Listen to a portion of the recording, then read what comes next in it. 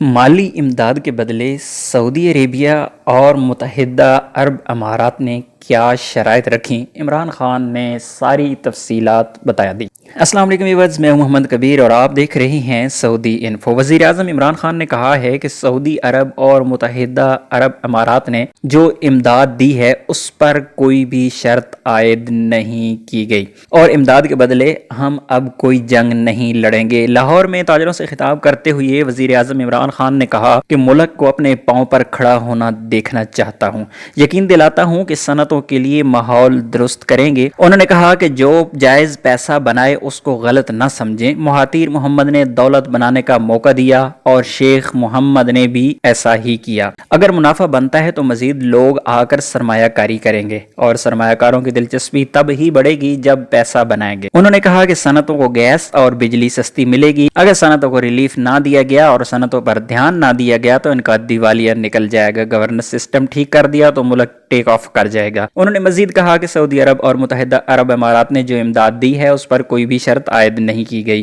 امداد کے بدلے ہم نے کوئی جنگ نہیں لڑنی۔ ہم امن کے داعی ہیں اور امن کے لیے جو کردار ادا کر سکتے ہیں وہ کرتے آئے ہیں اور کرتے رہے ہیں۔ اگر آپ کو یہ ویڈیو اچھی لگی ہے تو اس ویڈیو کو لائک کیجیے گا، شیئر کیجیے گا، اور اگر آپ میرے چینل پر نئے ہیں تو میرے چینل کو سبسکرائب ضرور کیجیے گا، کیونکہ آپ کو یہاں پر ملتی ہیں سعودیہ کے متعلق خبریں، معلومات، آپ کے مسائل اور ان کے حل۔ ملتے ہیں اگلی ویڈیو میں، تب تک کے لیے اجازت دیجیے۔ اللہ حافظ۔